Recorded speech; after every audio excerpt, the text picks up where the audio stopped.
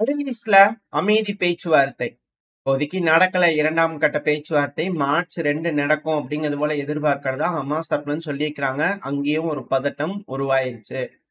இப்ப அடுத்தது வந்து பாத்தீங்கன்னா, பெரும் பேசுபொருளா இருக்கிறது ஜெலன்ஸ்கி அவர்கள் ஓவல் ஆபீஸ்ல பேசினது. அதாவது அமெரிக்கால உட்கார்ந்து ட்ரம்ப் அவர்கள் 2வது அமெரிக்காவோட துணை அதிபர் ஜேடி வேன்ஸ் அவர்கள் முன்னாடி வாக்குவாதம் பண்ணதான் மிக பெருமளவுல பேசுபொருளா இருந்தது. நம்ம இதை ஆல்ரெடி பார்த்திருந்தோம்.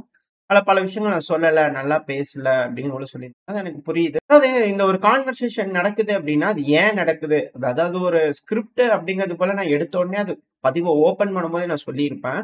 ஆனா அந்த ஸ்கிரிப்ட எப்படி சில அனலிஸ்ட் தரப்புல இருந்து பாக்குறாங்க அப்படின்னா, புட்டின் அவர்களோட பொம்மலாட்டம் மாரி ஆயிட்டாரு ட்ரம்ப் அவர்கள். அவருக்கு ஆதரவா பேசுறாரு அப்படிங்கிறது போல பல விஷயங்கள் இருக்கு.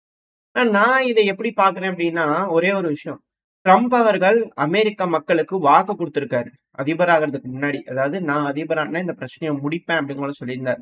இப்ப ஜெலன்ஸ்கி அவர்கள் இங்க வந்திருக்கிறாரு, பேசியிருக்காரு. நார்மலா இது போல விஷயங்கள்லாம் குளோஸ் டோர்ல நடக்கும். ஆனா இப்போ ஓப்பன் டோர்லயே நடக்குது. மீடியாக்கள் முன்னாடி நடக்குது அப்படிங்கும்போது, அது எதுக்கோ அப்படிங்கிறது போல நம்மளால புரிஞ்சுக்க முடியுது. மேபி நான் தப்பா கூட யோசிக்கலாம். இது தப்பா கூட இருக்கலாம். ஆனா எனக்கு எப்படி தோணுது அப்படின்னா, இப்போ அமெரிக்க மக்கள் மத்தியில நான் எல்லா எஃபோர்ட்டும் பண்ணியாச்சு. ஆனா ஜெலன்ஸ்கி அவர்கள் போருக்கு தயாரா தான் இருக்கிறாரு. அவர் அமைதி பேச்சுவார்த்தைக்கு தயாரா இல்ல அப்படிங்கிறதுல அவரு தரப்புல இருந்து கிளியரா சொல்லிட்டாரு. ஜெலன்ஸ்கி அவர்களோட வாக்குவாதத்துல எல்லாம் தெளிவா தெரிஞ்சிருச்சு. சோ அமெரிக்க மக்கள் வந்து ட்ரம்ப் அவர்கள்கிட்ட எதுவும் கேட்க மாட்டாங்க. ஏன் போரை நிறுத்தல? ஏன் போரை நிறுத்த முயற்சி பண்ணல அப்படின்னு போல. ஏன்னா அவர் செஞ்சுட்டார். ரஷ்ய அதிபர் கிட்ட வந்து பண்ணா பேசிட்டாரு. எம்பசிஸ் ஓபன் பண்ணியாச்சு. இரு நாடுகளோட உறவை வந்து மேம்படுத்துறதுக்கு எல்லா வேலையும் செஞ்சாச்சு. அதே நேரத்துல சாங்ஷனும் ஒரு வருஷத்துக்கு போட்டாச்சு. சோ இப்ப இதெல்லாம் நீங்க வச்சு பார்க்கும்போது உங்களுக்கு தெரியும். இப்ப ட்ரம்ப் அவர்கள் மேல தப்பு இல்ல. இது எல்லாத்துக்கும் மேல வந்து பாத்தீங்கன்னா, அமெரிக்காவோட யுஎஸ் எய்டு விளையாடி தான் ஜெலன்ஸ்கி அவர்கள் இன்ஸ்டால் பண்ணியிருக்காங்க. சிஐஏ வந்து பாத்தீங்கன்னா, ஏகப்பட்ட சித்து வேலைகள் செஞ்சிருக்காங்க. ஆமாம்பா. ஆமாம் தான். எங்க ஆளுங்க தான் செஞ்சாங்க. இப்ப என்னாங்கிறீங்க? அப்படிங்கிறது போல எல்லா ப்ரூஃப் எடுத்து போட்டு, எல்லாம் பேசி பெருமளவுல எல்லாம் பண்ணாங்க. ஏகப்பட்ட விஷயங்கள் நடந்துருச்சு. இப்போ அது வந்து உக்ரைனுக்குள்ளேயே வந்து பாத்தீங்கன்னா, ஏகப்பட்ட விஷயங்கள் இருக்கு. ஏகப்பட்ட பிரச்சனைகள் போயிட்டு இருந்தது. இப்போ அதே அமெரிக்கா என்ன சொல்றாங்க? "இங்க பாருப்பா, எலக்ஷன் வையி. நீ வந்து டிக்டேட்டர். நீ வந்து சரியில்ல. நீ வந்து போருக்காக ஏங்குற. நீ வந்து அமைதி பேச்சுவார்த்தைக்கு வரமாட்டேங்கிற." அப்படிங்கிறது போல பல விஷயங்கள் வந்து பார்த்தா ஜெலன்ஸ்கி அவர்களுக்கு எதிரா திரும்புறதுனால, இப்ப அமெரிக்காக்கு எந்த இன்ட்ரெஸ்டும் இல்ல. இந்த மினரல் டீல கேட்டாங்க. கையெழுத்து போடும்போது செக்யூரிட்டி கேரண்டி இல்ல அப்படிங்கிறதுனால, எந்த ஒரு இதுவுமே இல்ல அப்படின்றதுனால, உறவே இல்ல. அமெரிக்காக்கும் உக்ரைனுக்கு இப்ப உறவே இல்ல. இப்ப ஜெலன்ஸ்கி அவர்கள் தனியா தனிச்சு விடப்பட்டாரு. அப்படிங்கிறது போல இருக்கா? ஒரு பிம்பம் இருக்கா? இப்போ நார்மலா வெளிய இருந்து அமெரிக்க மக்கள் அது எப்படி வேணா பார்க்கலாம். ஆனா மத்த நாடுகள்ல இருக்கக்கூடிய மக்கள்லாம் இங்க பாரு. அந்த நாட்டுல ஆட்சி கையெழுப்பு பண்ணி ஒரு அதிபரை தேர்ந்தெடுத்து இத்தனை நாளா சண்டை பிடிச்சு எல்லாம் இவ்வளவு உயிரிழப்புகளுக்கு அப்புறம் அதுல இவ்வளவு தூரம் பணம் கேட்டு அதை பெரும் பேசுபொருளா மாத்தி இப்ப பாரு எதுவும் தரமாட்டேன். ஏன்னா இப்ப வந்து பாத்தீங்கன்னா பென்டகன் தரப்புல எல்லாம் வந்து பாத்தீங்கன்னா செய்திகள் வர ஆரம்பிச்சிருக்கு. இதுக்கு மேல இந்த உளவு தகவல்கள், மிலிட்டரி இன்டெலிஜென்ஸ், சில விஷயங்கள், ட்ரைனிங் அதெல்லாம் வந்து இதுக்கு மேல கட் ஆஃப் பண்ணாலும் ஆச்சரியப்படுறதுக்கு இல்ல அப்படிங்கிற போல செய்திகள்லாம் வந்துகிட்டு இருக்கு. சோ இது போல விஷயங்கள்லாம் இதுக்கு மேல வராதுன்னா அமெரிக்கா இன்வால்வ் ஆக மாட்டாங்க. ஒரு காலத்துல இருந்திருக்கலாம்ப்பா. எல்லாம் நடந்து முடிஞ்சிருச்சு. இப்ப எங்களுக்கு அவங்களுக்கு சம்மந்தம் இல்ல. இதுக்கு மேல உக்ரைன் ஆச்சு. உக்ரைனோட அதிபர் ஆச்சு. நாங்க எதுவும் பண்றதுக்கு இல்ல அப்படின்னு விலகி போய் ரஷ்யா கூடயே சேர்ந்துக்கிறாங்கன்னா, அங்க இருக்கக்கூடிய மக்களோட மனநிலைமை எப்படி இருக்கும்? நம்மள ஏமாத்திட்டாங்க. நம்ம ரொம்ப கஷ்டப்பட்டுருக்கோம். நம்மள ஏமாத்திட்டாங்க அப்படிங்கிறது போல அந்த உணர்வு. இதெல்லாம் வந்து பாத்தீங்கன்னா, நான் உங்களுக்கு ஃபர்ஸ்ட்ல இருந்து சொல்லிட்டு இருக்கிறது தான். மக்கள் போர கையில எடுக்கணும். அதாவது இப்ப எல்லா விஷயமும் பாருங்களேன். ஏன்னா வரலாறு எழுதிட்டு இருக்குன்றாங்கல்ல. இப்ப எழுதும்போது பாருங்களேன். ஜெலன்ஸ்கி அவர்கள் இது போல செஞ்சிருக்கிறாங்க. பைடன் அவர்கள் உதவி பண்ணாரு. கூப்பிட்டு உட்கார வச்சு ட்ரம்ப் அவர்கள் இது போல அமைதி பேச்சுவார்த்தைக்காக சொன்னாரு. ஆனா முடியாதுன்னு சண்டை பிடிக்கிறேன்னு சொல்லிட்டு, அந்த மாரி சண்டைய பிடிச்சுட்டு போனாரு. இப்ப வந்து பாத்தீங்கன்னா, இது போல விஷயங்கள் ஆயிடுச்சு. அப்படிங்கிறது போல வரலாறு எழுதணும். ஆனா இப்ப மக்கள் மனசுல வந்து பாத்தீங்கன்னா, அந்த உத்வேகம் வரும். இப்ப அது வந்து ரிசல்ட் வந்துகிட்டு இருக்கு. ஆனா டெலகிராம் சேனல்ஸ்லாம் வந்து பாத்தீங்கன்னா, நாங்க ஏன் அதிபரோட நாங்க துணை நிற்போம். எங்க அதிபர நீங்க கவலைப்படாதீங்க தலைவரே! நாங்க இருக்கோம். அப்படிங்கிறது போல இந்த புத்துணர்ச்சி கிடைக்கும் இல்லையா? மாரல் வேல்யூ அப்படின்றது போல நம்ம பல விஷயங்கள் சொல்லிட்டு இருக்கோம். இதுக்கு மேல அது நடக்க ஆரம்பிக்குது. எல்லாமே மண்டைய கழுவுறதுக்கான வேலை தான். அதாவது நான் மேபி தப்பா கூட யோசிப்பேன். ஆனா சொல்ல வரேன். அதாவது இந்த பாயிண்ட் ஆஃப் வியூல நீங்க பாருங்களேன். எல்லாமே கிளியரா தெரிய வரும். ஏன்னா இதுக்கப்புறம் யூரோப் தேர்தல் நடத்த போறாங்க. ஏன்னா யுகேவோட ஸ்டார்மர் அவர்கள் வலிமேல் விழி வச்சு காத்துக்கிட்டு இருக்கிறாங்க. ஜெலன்ஸ்கி அவர்கள் எப்போ வருவாருன்னு. சிங்கா குட்டி வாப்பா அதுக்கப்புறம் நம்ம பாத்துக்கலாம் அப்படிங்கிறது போல அவர் எடுத்து நடத்தினாலும் ஆச்சரியப்படுறதுக்குலாம் வெயிட் பண்ணும். அந்த செய்திக்கு அடுத்து வரும்.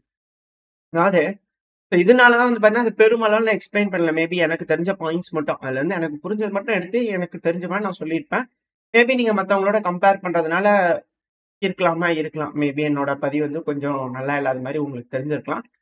ரொம்ப நன்றி. உங்களோட கருத்துக்கள் சொன்னதுக்கு. மேபி நான் அடுத்தடுத்த இதுல இம்ப்ரூவ்மென்ட் பண்றதுக்கு ட்ரை பண்றேன். ஆனா இதுல இருக்கக்கூடிய விஷயம் இவ்வளவுதாங்க. போர் நடக்கணும்.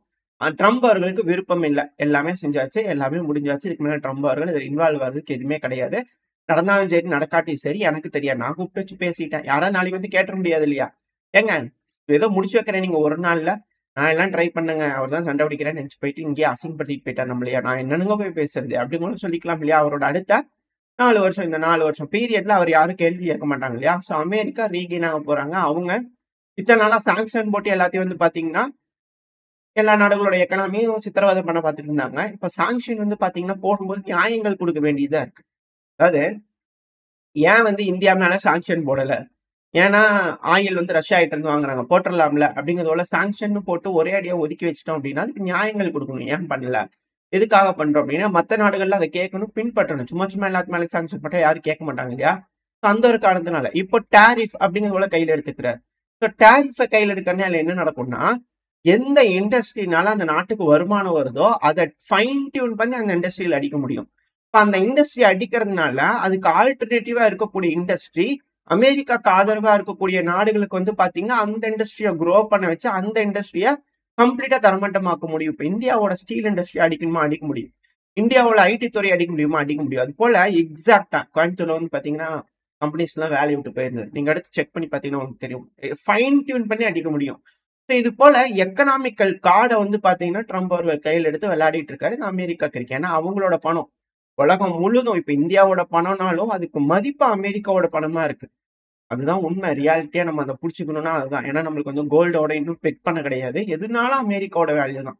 ஆட்டோமேட்டிக்கா அமெரிக்காவோடது வேர்ல்ட் ரிசர்வ் கரன்சியா இருக்கிற வரைக்கும் அமெரிக்கா பணத்துக்கு தான் வேல்யூ. அதோட ஒரு சீட்டு தான் நம்ம கிட்ட இருக்கு. நம்ம நாட்டுல பயன்படுத்துறதுக்காக ஒரு பேப்பர் தான் இருக்கே தவிர, நம்ம நாட்டுக்குன்னு பணத்துக்குன்னு முழு வேல்யூ இருக்கான்னா, நம்ம நாட்ட விட்டு வெளிய போச்சுன்னா அது கிடையாது இல்லையா? சோ அதனால எக்கனாமிக்கல் கார்டு வந்து பாத்தீங்கன்னா, ட்ரம்ப் அவர்கள் விளையாடிக்கிட்டு இருக்காரு எல்லா நாட்டுக்கும். அதுதான் இங்க இருக்கக்கூடிய விஷயம்.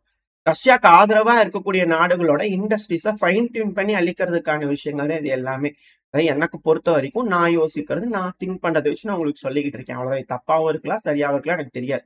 இப்ப திரும்பி விஷயத்துக்கே வரும். இந்த டிராமாலாம் முடிஞ்சிருச்சு. எல்லாமே நடந்தாச்சு. இப்ப வந்து பாத்தீங்கன்னா, திரும்ப ஃபாக்ஸ் நியூஸ்க்கு இன்டர்வியூ ஜெலன்ஸ்கி அவர்கள் குடுத்திருக்காரு. இந்த இன்டர்வியூல வந்து பாத்தீங்கன்னா, இப்போ நம்ம வந்து ட்ரம்ப் அவர்கள் தரப்புல இருக்கலாம் பார்த்தோம். இப்ப ஜெலன்ஸ்கி அவர்கள் தரப்புல இருக்கிறது பார்க்கலாம். அதாவது 3 வருஷங்க. நாங்க பெருமளவுல சண்டை பிடிச்சோம்.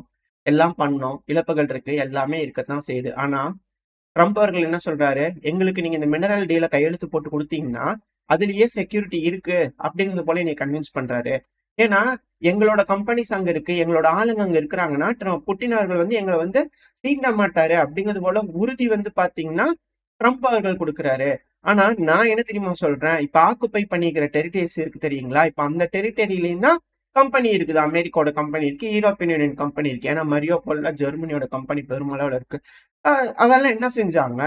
அது நடந்துகிட்டே தாங்க இருக்கும். எங்களோட வீடுங்க அதெல்லாம். அவங்க வந்து பிடிச்சிருக்கல எங்களோட வீடுங்க. இந்த சீஸ்ஃபயர் போட சொல்லி சொல்றாரு. இந்த சீஸ்ஃபயர் டீல் 5 தடவ மீறி இருக்கிறாருங்க.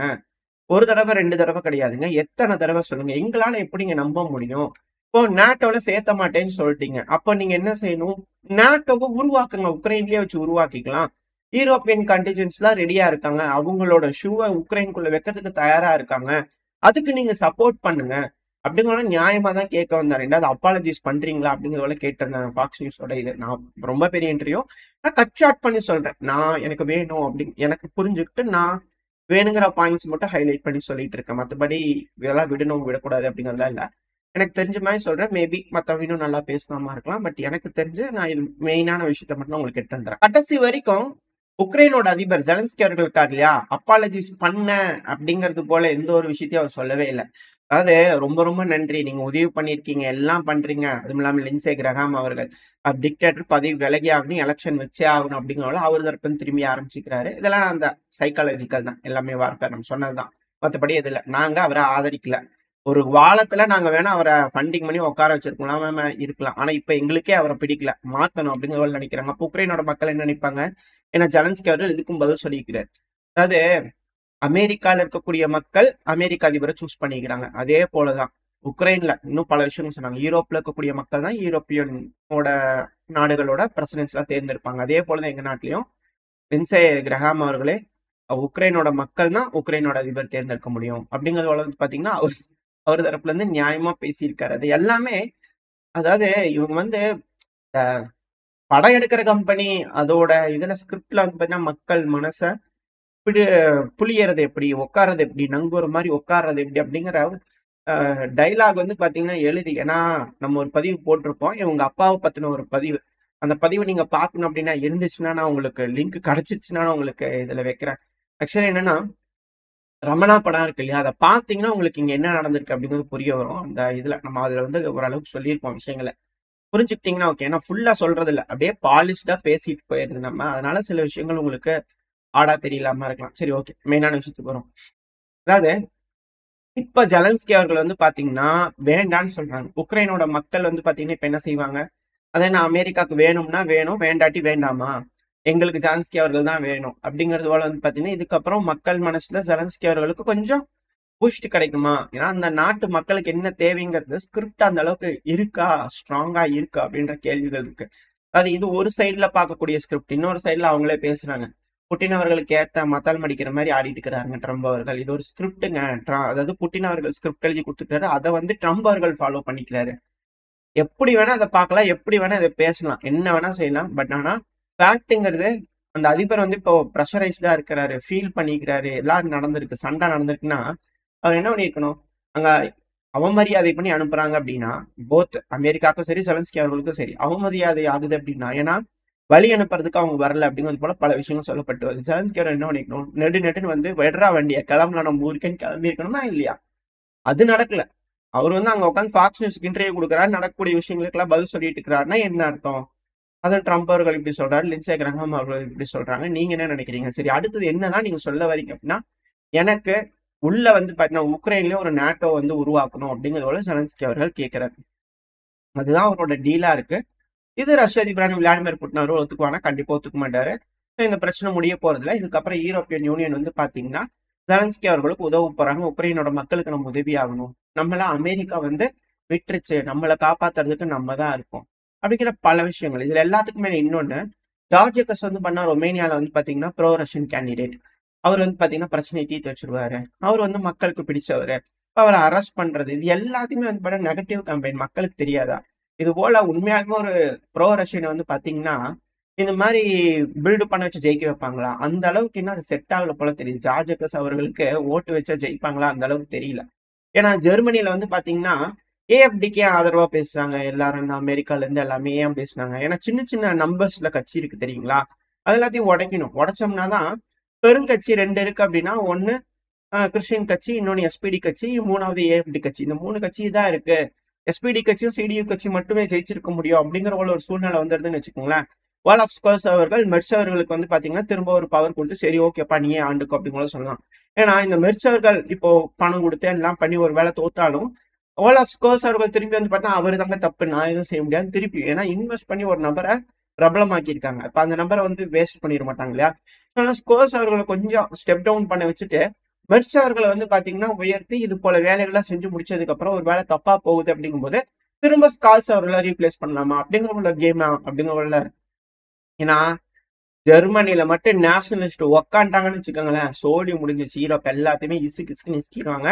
அவங்களால முடியும். என்னதான் சரௌண்ட் பை எல்லா கண்ட்ரிஸ் இருந்தாலும் ஜெர்மனினால முடியும். இப்போ வந்து உக்காந்தாலும் நிலைமை தலைகளா மாத்திடுவாங்க. வேர்ல்டு வார் 1 தொடக்கத்துக்கு கொண்டு போய் விட்டுருவாங்க. திரும்பவும் எடுத்து எந்திரிச்சு வந்தாங்க அப்படின்னா சோழியை முடிச்சுக்குவாங்க எல்லாத்தோட சொல்லியும். ஏன்னா அந்த அளவுக்கு வந்து அவங்க கிட்ட கேப்பபிலிட்டி இருக்கு. ஸோ அதனாலதான் அந்த இடத்துல பெரும் நபர்கள் வரக்கூடாதுன்னு இருக்கா பண்றாங்களா அப்படின்ற யோசனைகள் பலருக்கு இருக்கு, பல அனலிஸ்டுக்கும் இருக்கு. ஏன்னா அவங்களோட திறமை அந்த மாதிரி இருக்கு. அவங்க யாரையும் கீழே அவங்க இருக்க மாட்டாங்க. ஒரு நேஷனலிஸ்ட் அங்க வந்து உக்காண்டாலும் எல்லாத்தையும் ஏறி உக்காந்துருவாங்க. ஏன்னா யூரோப்ல இருக்கிற நாடுகள்லாம் மத்தவங்களை அடிமையாக்கணும்னு நினைச்சாங்க, ஆனா ஜெர்மன்ஸ் அந்த யூரோப்பையும் அடிமையாக்கணும்னு நினைச்சாங்க. இதுதான் மத்த நாடுகளுக்கும் அவங்களுக்கு இருக்கக்கூடிய வித்தியாசம். மற்றபடி ஓகே, அடுத்த விஷயங்களுக்கு வரும்.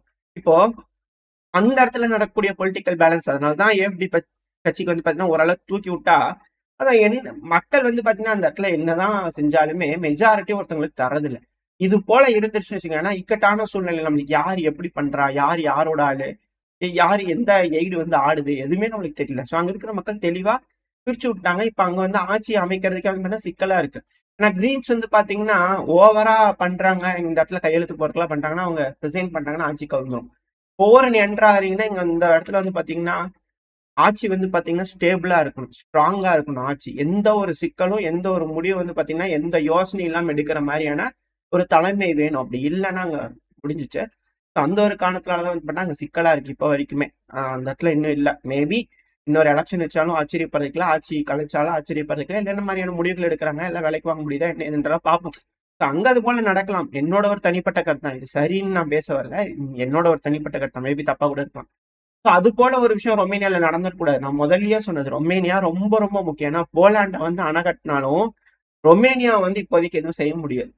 உக்ரைனுக்கு வந்து பாத்தீங்கன்னா ஒடசா வழியா அந்த கருங்கடல்ல பெருமளவுல இழப்புகளை ஏற்படுத்த முடியும் ரஷ்யாவோட நேவிக்கு. அந்த ஒரு காரணத்தினால ரொமேனியா ரொம்ப ரொம்ப முக்கியம். அதனால மிக முக்கியமான நபர்களை தான் அங்க ஆட்சியில உட்கார வைக்கணும். அதுவும் பெரும்பான்மையில உட்கார வைக்கணும். உட்கார்ந்தாதான் அடுத்த போர் எடுத்து நடத்துறாங்க, யூரோப் நடத்துறாங்க அப்படின்னா அவங்களால ஏதாவது செய்ய முடியும். சப்ளை லைன்ஸ் வந்து பார்த்தீங்கன்னா கிளியரா இருக்கும். இல்லைன்னா எதுவுமே பண்ண முடியாது. வெயிட் பண்ணி பார்ப்போம். இது போல ஒரு சூழல் தான் இங்க உருவாயிட்டு இருக்கோ அப்படின்ற என்னோட எண்ணம் இருக்கு. வெயிட் பண்ணி பார்ப்பேன். இப்ப ஜெலன்ஸ்கி அவர்கள் அங்க இன்டர்வியூ கொடுத்துட்டாரு. இப்ப அடுத்தது வரதுக்காக ஸ்டார்மர் அவர்கள் வெயிட் பண்ணிட்டு இருக்காங்க. பால்டிக் நாடுகள்லாம் வந்து வருத்தம். எங்க 17 நாடுகளை கூப்பிடுறீங்க யூரோப்ல, உங்களை கூப்பிடலீங்களே நீங்க, என்னங்க இது அப்படிங்கிறவங்க வந்து பார்த்தா அவங்களுக்கு கொஞ்சம் வருத்தம் இருக்குது. என்ன பண்றது, வேணுங்கிறவங்க தான் கூப்பிடுவாங்க யூகே. ஸோ வெயிட் பண்ணி பார்ப்போம் என்ன மாதிரியான முடிவுகள் யூகே எடுக்க போறாங்கன்னு. ஏன்னா அங்க ஒரு அமைதி பேச்சுவார்த்தை ஜெலன்ஸ்கி அவர்களை உட்கார வச்சு என்ன நடத்தலாம். ஏன்னா லாஸ்டிங் பீஸ் யூஎன்ல வந்து பாஸ் ஆயிருக்கு இல்லையா. ஸோ அதுக்கு வந்து பாத்தீங்கன்னா அவங்க என்ன முடிவுகள் எடுக்கிறாங்க, என்ன செய்ய போறாங்க அப்படிங்கிறத அங்க உட்காந்து பார்ப்போம். என்ன மாதிரியான அல்டிமம் யூரோப்பியன் யூனியன் இந்த மார்ச் 2, 3 இதெல்லாம் உட்காந்து யோசிச்சு ஆலோசனை பண்ணி பேசி ரஷ்யாவுக்கு வைக்க போறாங்க. ட்ரம்ப் அவர்கள் இருந்து விலகிடுவாரு. இதுக்கு மேல அமெரிக்காக்கு அதுக்கு சம்மந்தம் இல்லை. இது வேர்ல்டு வார் 1, 2 கதை தான். அமெரிக்கா எங்களுக்கு அதுக்கு சம்மந்தம் இல்லைங்க, நீங்க சண்டை பிடிக்கிறீங்க, வேணா எது எங்களுக்கு தரேன் அப்படிங்கிறது போல வியாபாரம் மட்டும் பண்ணிட்டு ஜாலியா உட்காந்துக்கலாம். ஸோ ரெடி ஆயிக்கலாம் அமெரிக்கா. அடுத்த 3-4 வருஷம் கழிச்சு திருப்பி வந்து டெமோக்ரேட்ஸ் வராங்க அப்படின்னா அதுக்கப்புறம் அவங்க மாத்தி மண்டே ஏதோ ஒன்று கழுவி ஏதோ ஒன்று இது போல ஏதோ ஸ்கிரிப்ட் எழுதி அதுக்கப்புறம் வந்து பாத்தீங்கன்னா அமெரிக்கன் படைகளை வந்து ரஷ்யாவுக்கு எதிராக ஆரம்பிச்சாலும் ஆச்சரியப்படுறதுக்குல நடக்க வாய்ப்பு இருக்குதானே. ஸோ வெயிட் பண்ணி பார்ப்போம். இதே கதை தான் நடக்க போதா இல்ல வேற ஏதாவது மாறப்போதான்னு. ஓரளவுக்கு வந்து பாத்தீங்கன்னா இருக்கக்கூடிய செய்திகளை பேஸ் பண்ணில என் கருத்துக்களோட ஒரு பதிவா உங்களுக்கு கொடுத்துருக்கேன். இந்த பதிவு எப்படி இருந்துச்சு உங்களுக்கு பிடிச்சிருக்கா? பிடிச்சுனா லைக் பண்ணிட்டு உங்க ஃப்ரெண்ட்ஸ் அண்ட் ஃபேமிலியோட ஷேர் பண்ணிக்கோங்க. அது கூட மறக்காம இந்த பதிவு பத்தி உங்களோட கருத்துக்களை கமெண்ட் செக்ஷன்ல சொல்லுங்க. இந்த பதிவு நல்லா இருக்கும் நம்பிக்கை. அடுத்த பேர் உங்களை சந்திக்கிறேன். Stay safe. பை.